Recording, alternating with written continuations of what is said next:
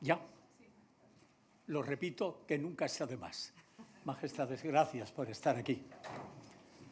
Si no me sale bien lo que pretendo decir, la culpa la habrá tenido usted, señora presidenta del Congreso, porque me ha emocionado. Ha tenido que recordar precisamente mi primera intervención en el Congreso de los Diputados, creo que una intervención muy comprometida, cuando todavía no había Constitución que nos amparara ante la dureza, si se quiere, de lo que denunciaba en aquellos momentos. Lo intentaré.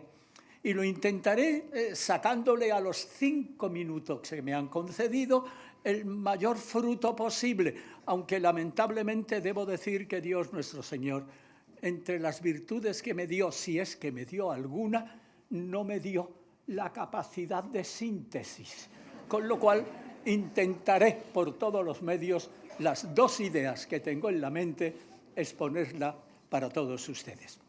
La primera, la primera, el Año Internacional del Pueblo Gitano, el 8 de abril. ¿Por qué el 8 de abril? Porque en 1971, salvando grandes dificultades, porque la UNESCO no quiso propiciar que el Congreso Internacional del Pueblo Gitano se celebrara en París, Banco Ruda, un ilustre gitano empeñado en que todos los gitanos del mundo pudiésemos manifestar ante el mundo cuáles eran nuestras ilusiones y nuestras esperanzas, logró convencer a otro joven gitano, gracias a Dios todavía vivos, Graham Paxson, que lo organizara en Londres. Queridos amigos, 1971 para el pueblo gitano es un antes y un después. Todo lo que aconteció antes de 1971, antes del 8 de abril de 1971, es una cierta nebulosa. Desde que salimos de la India a raíz de la invasión del emperador del Mogol, siglo IX, siglo X, hasta que llegamos a Europa, y en la isla de Corfú existe el primer documento escrito demostrativo de la llegada de los gitanos a nuestro país. Pero 1971 era muy importante. Era importante porque, acordaros, la Segunda Guerra Mundial estaba muy próxima, Hacía poco tiempo que había terminado. Aún estaban vivos muchos supervivientes de las cámaras de gas terribles del nazismo. Por lo tanto, los acuerdos que se tomaron en aquel Congreso de 1971 fueron determinantes. Enumero algunos de ellos, los más importantes. Primero, tener una bandera que de alguna forma representara la cultura popular del pueblo gitano, azul y verde, y en medio la rueda de un carro, símbolo de nuestra itinerancia. Aprovecho la oportunidad didáctica para decir a todos los gitanos cuando pintan su bandera, por favor, que la rueda tiene 16 radios, no 32.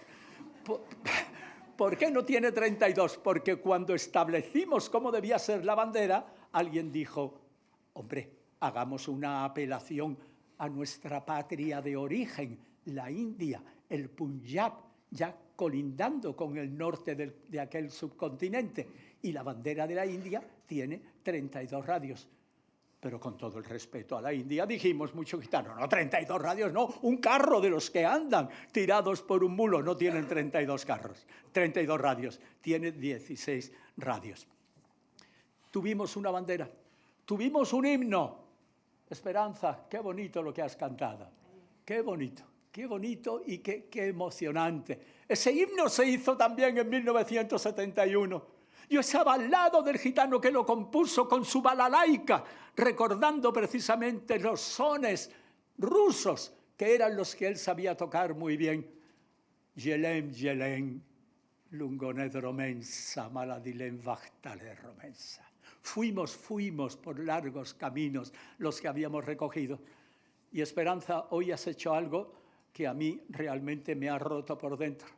Cuando después del estribillo, ay Romalé, ay Chavalé, que quiere decir literalmente, ay hombres gitanos, ay mis niños gitanos. Cuando has tenido que decir la última parte, te has callado.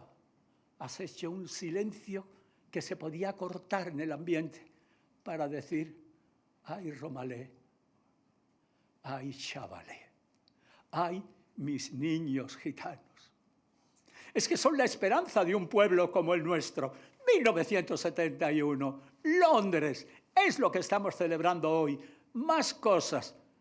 Los alemanes, que tenían conciencia de una cierta culpabilidad, pues estaban dando subvenciones a los descendientes de aquellos que habían muerto, de los 5 millones de judíos que habían muerto en las cámaras de gas.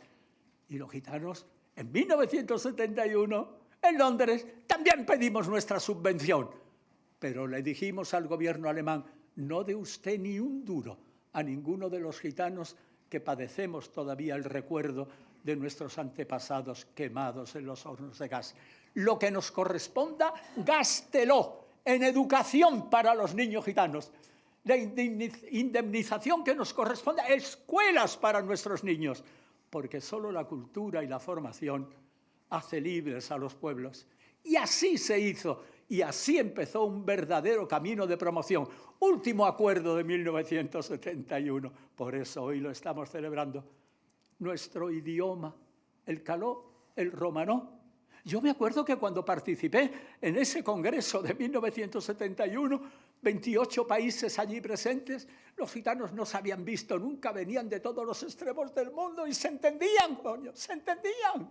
Yo decía, esto es un milagro, no puede ser, es un milagro. Y yo no entendía nada, o entendía muy poco, porque el caló que yo había aprendido en mi casa, de mi madre, de mi familia, de mis tíos, sí, es el mismo idioma, pero le habíamos aplicado las reglas gramaticales del castellano, con lo cual realmente teníamos mucha dificultad para poderlo entender. Gracias a que yo tenía a mi lado a un gitano que sabía muy bien español y él me iba diciendo lo más importante de los acuerdos que así se tomaron. Se tomó el acuerdo de que en la Universidad René Descartes de París, en la Universidad número 5, se creara una cátedra para la enseñanza, divulgación y homologación del idioma gitano. Marcel Curtía, de Dios lo tenga en su gloria, fue el gitano al que se le encargó. Él encarnaba algo así como en España sería la Real Academia de la Lengua, para preguntarle, para que nos enseñara y para que consiguiésemos el nivel de normalización que ya hemos llegado. Punto y aparte. Segundo motivo. Me queda 1 minuto y medio, presidenta. Segundo motivo. El segundo motivo es, y este sí que se lo quiero dedicar a sus majestades, Dios, de una forma tan directa. Los gitanos llegamos a este país en el año 1425, ya lo sabéis. Y llegamos a este país porque doña Amada López de Meneses ya murió.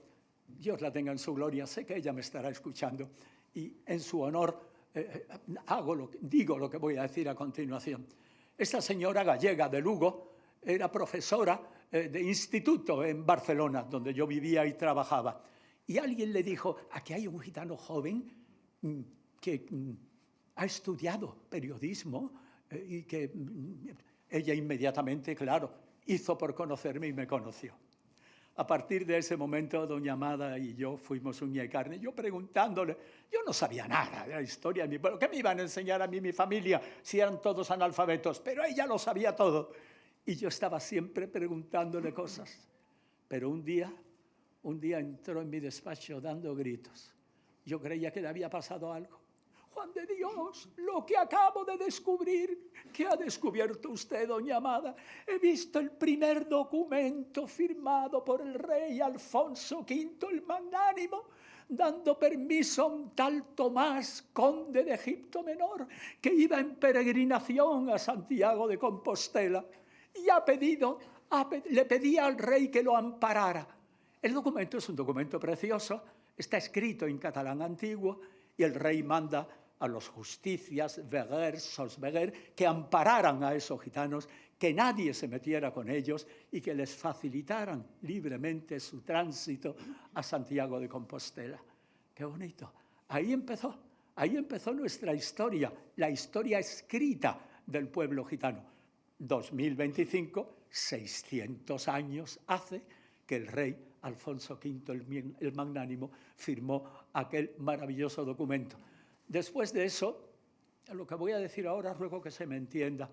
Pasaron los años, 1425, 1499, los reyes católicos, España ya existía, ya habían conquistado Granada y dictaron la primera pragmática en contra de los gitanos, una terrible pragmática. No voy a hablar ahora de ella, quédense tan solo con la curiosidad de saber que fue el primer texto represivo contra el pueblo gitano. Sé, porque lo he investigado y porque antes que yo lo han investigado otras personas interesadas por nuestra historia, que no fueron los reyes católicos los que dictaron esa pragmática.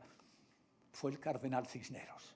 El cardenal Cisneros, cuya estatua está a la entrada de la Universidad de Alcalá de Henares con su báculo, y cada vez que yo voy a aquella universidad y paso por delante de la estatua del cardenal, pienso a ver si va a bajar el báculo y no voy a llegar hasta el lugar donde quiero llegar. Lo cierto es que después de eso vinieron muchas otras pragmáticas contrarias a nuestra manera de ser, a nuestra manera de entender la vida, para seguir siendo lo que somos. Agublasus, no las voy a describir, punto. Fueron muchas y muy chungas, hasta que apareció el primer rey gitano, Carlos III. Carlos III, que fue el alcalde de Madrid. Carlos III tenía una mente espléndida y Carlos III dijo: los gitanos no hay que llamarles gitanos, con todo lo que eso comporta. Hay que llamarle castellanos viejos. Muy bien. Claro que los gitanos de entonces no lo aceptaron. Dijeron: muchas gracias, Majestad, porque ya no nos van a perseguir, pero queremos seguir siendo gitanos, ¿eh? Queremos seguir siendo gitanos. Majestad no puede prohibirnos que hablemos en caló, que era lo que nosotros hablamos. No puede impedir que nuestras mujeres vistan con esos vestidos tan bonitos, tan largos y por otra parte tan ostentosos. El rey lo entendió, pero fue el primer paso que se dio para cumplir con una ilusión de normalidad, terminando, de los gitanos ya en nuestro país. Y pegó un salto importante para llegar a su majestad. Usted va a ocupar, Majestad, un lugar muy importante en la historia de nuestro pueblo, lo va a ocupar por derecho propio, y lo va a ocupar, fíjese, por una razón fundamental. Porque una de las personas de la realeza española que ha mostrado mayor interés y ternura por nosotros ha sido su madre, la reina Sofía. Gitanos que estáis presentes, cuando hablamos de nuestra madre, ¿qué os voy a decir si eso forma parte de la esencia de nuestra cultura y de nuestras tradiciones? Podría contar tantas cosas de su madre. La última vez que estuvimos juntos en el Palacio de Oriente, yo estaba retirado de ella, no quería interrumpirla, estaba rodeada de muchas personas que le hablaban, y le dijo al militar, que normalmente los reyes tenéis siempre detrás: dígale usted al señor Ramírez que cuando pueda, que venga a verme. El mayor, que dice su majestad que cuando usted pueda vaya a saludarle. Evidentemente me acerqué y le pedí disculpas. Dijo: majestad, no he querido interrumpirla, estaba usted rodeada de tantas personas. Toda la gente que la rodeaban, gente educada, se separaron. Y me dijo la reina lo siguiente: qué bonito, los gitanos me van a entender mejor que nadie, porque en aquel momento doña Sofía fue una gitana más. ¿Cómo va la vida de los gitanos, Juan de Dios? Me dijo: majestad, en algunas cosas bien, en otras mal, vamos avanzando, sin duda ninguna. Gracias a Dios, ya prácticamente hemos acabado con el analfabetismo gitano. Dice: pero necesitarán ustedes más cosas, ¿no? Yo: muchas cosas, majestad. Y me dijo, como si fuera una gitana más: aprovechemos que está aquí el ministro y vamos a pedirle algo. Vamos a pedirle algo.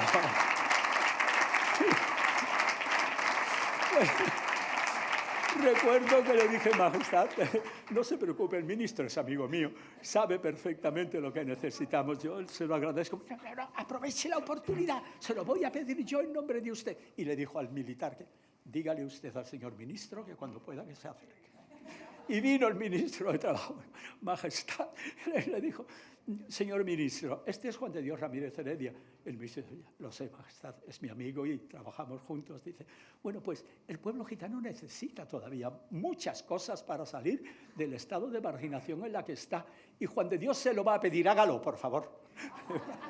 Pero así tal como lo estoy diciendo, qué bonito y qué entrañable. Y finalmente está usted, majestad. Era príncipe, todavía no era rey. Cuando le invitamos a venir a Barcelona a presidir aquel acto precioso de jóvenes gitanos de 50 países que estaban allí. Con qué gusto le aplaudimos y qué satisfacción tan enorme el que usted estuviera con nosotros, encarnando además a la propia realeza española. Fue un acto precioso. Y volvemos a coincidir otra vez aquí, juntos. Usted ya es rey de España, también de los gitanos, que somos españoles. Gracias por estar aquí.